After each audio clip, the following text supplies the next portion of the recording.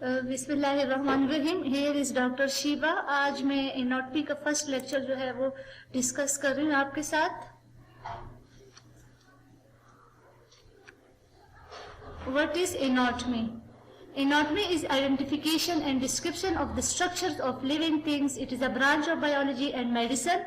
हमारे पास एनाटॉमी जो है जिसमें हम ये आइडेंटिफाई करते, मालूम करते और जिसमें हम स्ट्रक्चर्स के बारे में, जो जितनी भी जानदार है उसके स्ट्रक्चर्स के बारे में पढ़ते, साख्त के बारे में पढ़ते, मीन जितने भी इंटरनल स्ट्रक्चर है, जैसे कि आपके पास हार्ट हो गया है, लंग हो गई, किडनी हो गई, उनके स्ट्रक्चर के बारे में जब पढ़ते तो उसको हम क्या कहते हैं? एनाटॉमी कहते हैं। आपके पास देयर आर 3 ब्रॉड एरियाज, जिसमें आपके पास ह्यूमन एनाटॉमी है जिसमें हम इंसानों की स्ट्रक्चर के बारे में पढ़ते हैं, एनिमल एनाटॉमी जिसको हम जूटमी कहते हैं, ठीक है, जिसमें हम एनिमल के बारे में पढ़ते हैं, प्लांट एनाटॉमी को फाइटोटोटमी कहते हैं, ठीक है। फिर है human anatomy, study of the structures of the human body, जिसमें हम ऑलरेडी मैंने ये बता दिए है कि जिसमें हम ह्यूमन बॉडी के स्ट्रक्चर्स के बारे में पढ़ते हैं। And understanding of the anatomy is the key to practice of medicine and other areas of health. ये हम इसलिए पढ़ते हैं ताकि हमारे पास जो है जितनी भी मेडिसिन जो है प्रैक्टिस में यूज हो रही होती है उसको हम यूज करें। The word anatomy comes from the Greek word ana, mean up, and tome mean cutting.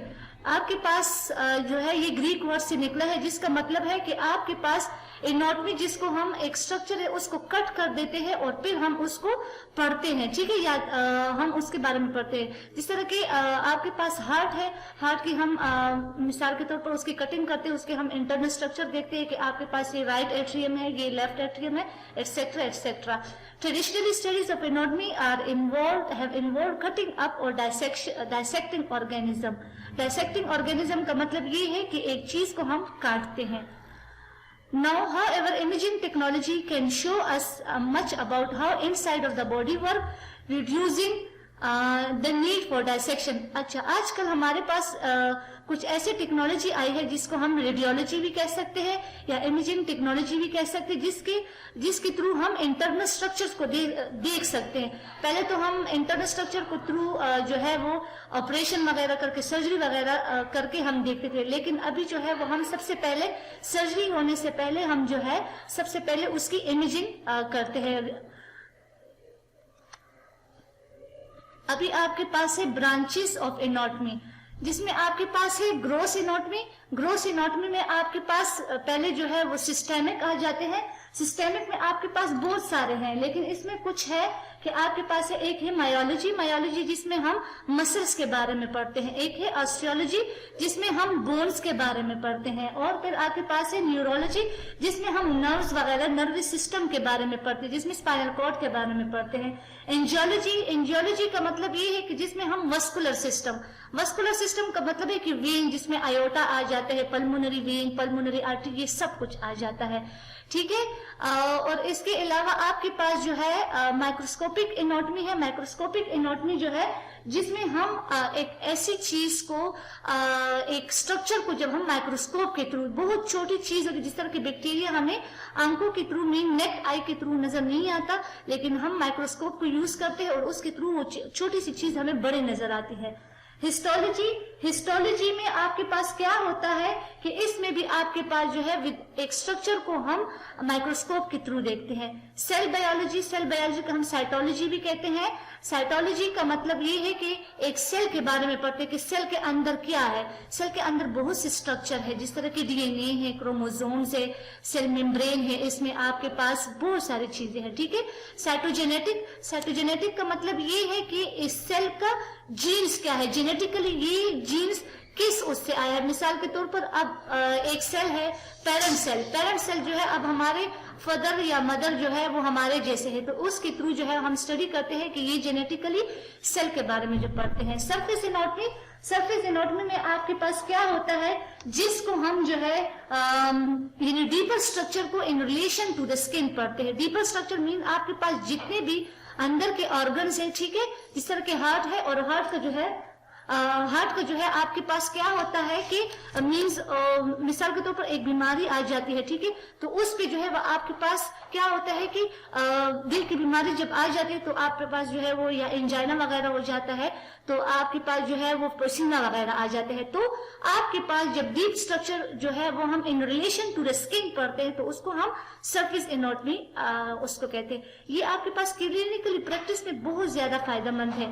Radiological anatomy वो एनाटॉमी होती है जिसमें हम रेडियोलॉजी या एक्सरे के थ्रू जो है किसी स्ट्रक्चर को पढ़ते, जैसे कि हम फीमर बोन को देखते हैं, ह्यूमेरस बोन को देखते हैं, अल्ना बोन को देखते हैं, ठीक है।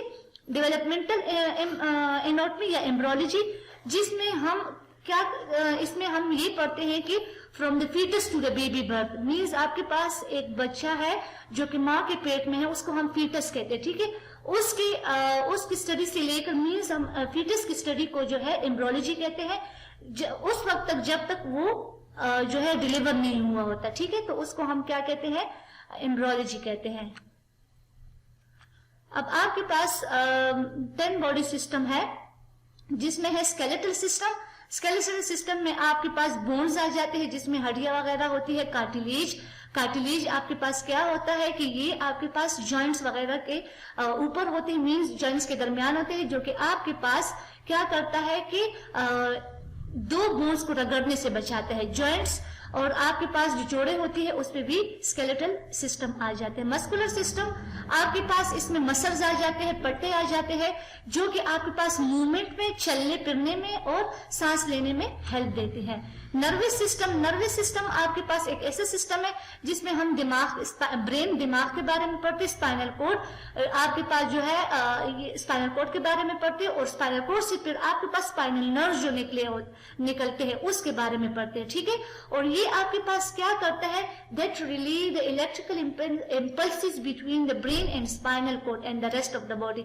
नर्वस सिस्टम का काम ये है कि आपके पास जितनी भी इंफॉर्मेशन ब्रेन से आते हैं या बॉडी से आते जाते हैं तो उसका ये जो है कौन करता है, ये नर्वस सिस्टम आपके पास बॉडी में करते हैं। रिस्पिरेटरी सिस्टम जिसमें आपके पास लंग्स आ जाते हैं, फेफड़े आ जाते हैं, नोज, नाक, ट्रेकिया, आपके पास सांस की नाली and other cells and tube related to the breathing. Respiratory system में आपके पास वो सिस्टम होते हैं जिसमें आप सांस लेते हैं, आप नोज के थ्रू भी सांस लेते हैं, लंग्स के थ्रू भी जो है, मीन्स आप जब सांस लेते हैं तो ये प्यूरिफिकेशन कहाँ पर होती है, लंग्स में होती है।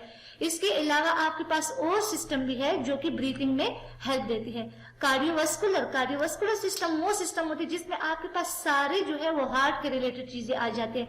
हार्ट है, ब्लड वेसल्स है जिसमें आयोटा भी आ जाता है, ठीक है, आपके पास superior vena cava, inferior vena cava, ये सब आ जाते हैं। इसमें ब्लड भी आ जाते हैं जो कि which provide the oxygen and the nutrients to the body, जो कि आपके पास ऑक्सीजन और खुराक आपकी बॉडी को प्रोवाइड करता है, और जो वेस्ट प्रोडक्ट होते हैं उसको रिमूव करता है। लिम्फेटिक सिस्टम क्या होता है, ट्यूब्स, कार्ल lymph vessels and several organs and cell type that drain away fluid and protect the body। Lymphatic system आपके पास एक्चुअली आपके पास बॉडी में होता है, मोस्टली आपके पास इंग्वाइनल एरिया में होता है, और आपके पास जो बगल का एरिया है जिसको आर्मपिट कहते हैं वहां पर होता है, और ये आपके पास क्या करते हैं, आपकी बॉडी को प्रोटेक्ट करता है, ठीक है।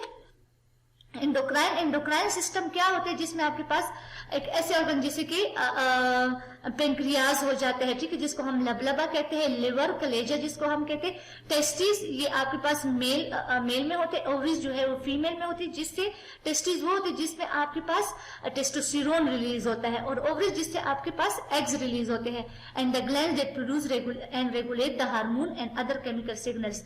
आपके पास एंडोक्राइन बस सिंपल ये है कि आपके पास जितने भी हार्मोन रिलीज होते हैं वो आपके पास एंडोक्राइन सिस्टम के थ्रू रिलीज होते हैं। Male and female reproductive system में आपके पास क्या होता है कि ये एक ऐसा सिस्टम है जिसमें आपके पास क्लियरली ये बताया जाता है कि ये मेल है या फीमेल है। इसमें अभी आपके पास जो डिस्कस किया गया है यूट्रस या क्लाइटोरस या पेनिस, इसमें यूट्रस और क्लाइटोरस जो है ये फीमेल का पार्ट होता है और पेनिस जो है ये मेल का पार्ट होता है।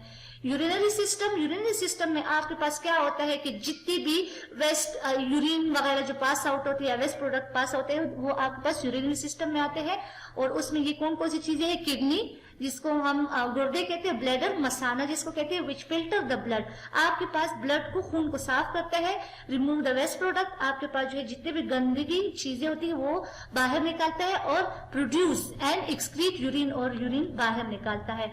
डाइजेस्टिव सिस्टम आपके पास, जिसमें आपके पास निजाम, खुराक का जो निजाम होता है, ठीक है, डाइजेशन प्रोसेस, जिसमें आपके पास माउथ आ जाता है, स्टमक आ जाता है, इंटेस्टाइन आंते जिसको कहते हैं, anus, which digest and absorb the food and dispose of waste product, जिसमें आपके पास हम खुराक लेते हैं, उसको एब्जॉर्ब करते हैं, और जो वेस्ट प्रोडक्ट होता है उसको थ्रू जो है थ्रू एनस जो है वो बाहर निकाल लेते हैं। एनाटॉमिकल पोजीशन, जिसमें आपके पास जो है 4 पोजीशंस मोस्टली होता है। एक है सुपाइन पोजीशन, जिसमें हम सीधे लेटने को सुपाइन पोजीशन कहते हैं। प्रोन पोजीशन वो होती है जिसमें हम उल्टा लेटते हैं। लिटोटमिक पोजीशन वो पोजीशन होती है जो कि मोस्टली हम प्रेगनेंसी में ये पोजीशन हमें चाहिए होती है, इसके थ्रू हमारे पास जो है वो बेबी जल्दी डिलीवर होता है, ठीक है। साइड लाइन पोजीशन, जिसमें हम साइड पे जो है वो लेटते हैं। अब आपके पास पिक्चर्स आ रही है तो आपको जो है ये बात क्लियर हो जाएगी।